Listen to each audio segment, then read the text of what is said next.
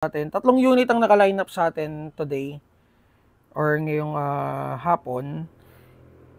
VFC na ito, pakita mo. VFC na na T91 FSB N-Lock gas blowback rifle. Itong Saima AK-74 na Realwood and itong Saima na AK-74 SU na platinum. Platinum to, platinum din to. So, unahin ko na to. So, ito yung nasa unang listahan ko. So, Realwood siya guys. Stock and yung handguard. Okay, so metal yung outer barrel with 24mm na CW thread. Okay, so hindi siya standard Hindi nyo siya usual makikita sa market. Kung maglalagay kayo ng suppressor, kailangan nyo ng adapter.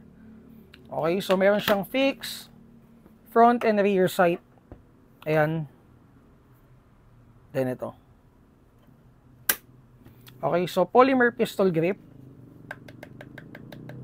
Metal receiver. Metal top cover. And then metal selector. So metal din yung trigger niya. Metal yung selector lever. Nasabi ko na. Metal yung magazine release and metal din yung charging handle. Ayan. Okay, so eto hindi na natin siya titest kasi naiwan yung box niya sa taas. Madami kami stock guys. So ayun, baka medyo nag-wonder kasi yung post namin doon sa may baka medyo nag-wonder kayo kung anong brand yun. Kasi, di ba sa Google Drive, hindi naman natin siya buo nalalagay. Yung words, di ba? So, baka nag-wonder kayo. Kasi yung post din namin doon is hindi siya, hindi kasama yung box. So, nakalagay lang, Saima something. So, mamaya ko na to So, platinum version to. Parehas yung short at saka itong, tawag dito. Standard na anong tawag doon? Full size na AK. So, ang magazine niya is 500 rounds na polymer magazine. Ganito yon guys. Ito ang ititest natin. So, ganito yung magazine niya. Ito. Okay, so punta tayo dito. Since ito yung ititest natin. Ayan. So, ako to, mas gusto ko to. Kasi hindi naman masyadong hindi ako masyadong fan ng sobrang habang rifle. Ayan. So, ito yung Micling version. And then, ito yung mahabang version. Yung standard size. Okay. So, Realwood din siya. 1:1. Electric din, guys. And then, naka-CNC metal receiver, pati yung top cover din. And then, naka-folding sight. Folding sights tuloy. Folding stock. Ito metal and then ito wood. So ang outer barrel length niya is around 145mm. So metal din yung flash hider niya or yung muzzle brake. 24mm thread, CW. And then metal yung sights, fixed sights and then yung rear sight niya. So yung stock niya is around 235mm folding. And then, same din, metal trigger, metal din yung, tawag dito, yung mga charging handle, and selector lever, and magazine release. So, ito, i-correct ko lang. Yung magazine pala na sabi ko kanina, ito guys, is 300 rounds. 500 rounds, meaning high cap pala siya. Ito pala, is mid cap. Pero ganito rin siya guys. So, nandun kasi sa taas yung box Pero ganito rin siya. Okay, so ito titest natin. Check natin kung ilang FPS. And then price, ang price niya, kung maalala ko, ito 19.5, ito 18.5. Again, platinum version. So, test natin. Ayun nga pala. So, nakalimutan ko lagyan ng battery. Ito, inaangat lang siya. So, nandito yung pinaka, tawag dito. Parang may basta yun na yun. Ayoko nang isipin. Ito kasi nadidetach. Yun, so may ETU. So guys, test natin. Check natin kung ilang FPS. Oh, hindi naman pumutok. May laman ba to? May laman?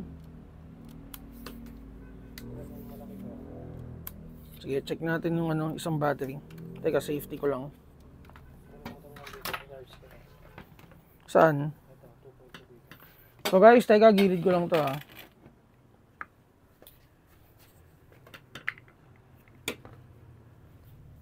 Ito. Saan siya? Wala yung atin. Ito. Sige, check natin. Okay guys, check natin. Sana gumana na. Ayan. So, FPS, nasa 380. Ganun pa rin. 390, 380, 391. So, for the response, tingnan nyo guys. Maganda. Maganda yung performance. Or maganda yung trigger response niya. Auto. Pucha, galit tong unit na to. Maganda. Maganda, maganda. Okay, so yun, nakita nyo naman, di ba? Nasa 380 to 390 out of the box. So, ito, medyo mas mahaba siya ng konti. Sabihin natin ito, mga nasa 400 to 420 out of the box. Okay, so ito guys, check nyo na lang to sa Google Drive natin under the new arrivals. Hindi ko pa siya nililipat dun sa SIMA folder. Pero, ayun, kung may tanong kayo, PM lang kayo. Teka, gilid ko na to. Ito, pogi din. Ito, saan ko ito lilipat? Okay guys, punta tayo dun sa tawag dito sa VFC na T91 FSB. Etong nilabas ko is the two-tone colorway. So yung stock niya at saka yung gray, pati yung trigger guard is color gray. Yan. Dalawang kulay ang dumating sa atin, yung isa full black. So NPAS, hindi pa natin i-check, no? Hindi mo pa na-check kung may NPAS. So ayan guys, hindi pa niya na-check. Okay, so kasama dun sa box is syempre yung magazine. V3 magazines, BB loader. Yun lang guys. And then sige, tawag dito, highlight natin or lapit mo konti. Okay, so the unit is 1:1. So gas powered siya or GBBR, gas blowback rifle. So ang firing mode niya is semi-auto, full auto. Tsaka may 3 round burst na.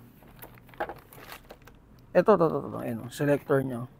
So guys, totally hindi pa namin siya na-check or natitest, pero dito nakalagay yan. May 3 round burst siya.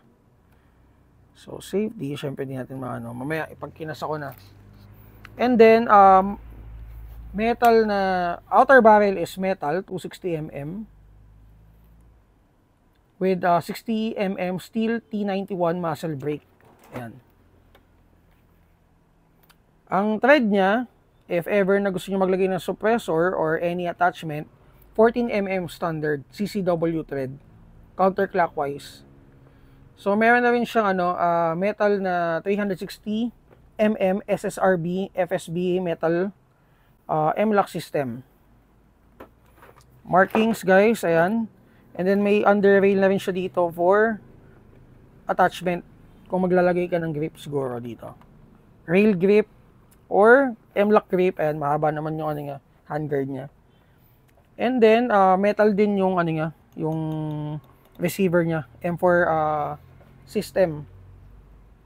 And then meron siyang polymer VFC BCM gunfighter stock. Ayan. with dual sling or slot. Ito, for QD attachment. So sights, ito guys, metal sights, front and rear sight. And then ito para saan to?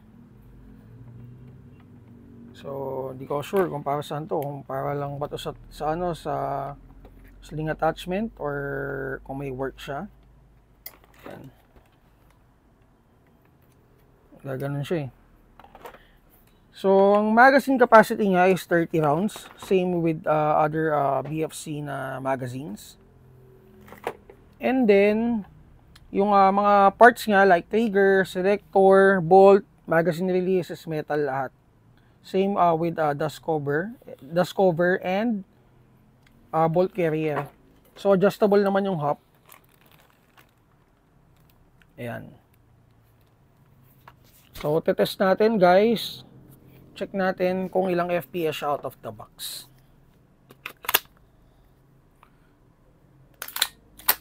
Bigat. Okay, check nyo na lang. 341. 334. So, feeling ko, hindi ko sure pero hindi ko nakita dun sa spec niya. Pero check namin by tomorrow kung may end pa siya. So, ito yung 3 round burst. Ayan, and then sayang din natin na-test. Pero guys, ayun, may 3 round burst siya. Again, ang firing mode niya is 3 round burst, full auto, and then semi mode. So, ito yung selector niya. Ayan. Paikot. Okay, so i-explore namin tong unit na to. Explore pa namin. So, tomorrow na lang namin i-check kung may end pa siya. Kasi medyo mababa yung FPS niya eh. Nasa 340 to 350. And then, kung ano man, i-check din namin kung yung end pass. Kasi may mga end pass ako dyan ng BCM eh. Check din namin by tomorrow kung yung end pass ni BCM is pwede dito sa unit na to. Or kung regular M4 lang din siya na version 3. Okay, so guys, again, ito yung VFC T91. Check nyo na lang sa new arrivals natin. And then check nyo rin yung mga Platinum series natin na AK-74 na dumating. And kung may mga questions kayo regarding units, PM na kayo sa page natin. Thank you.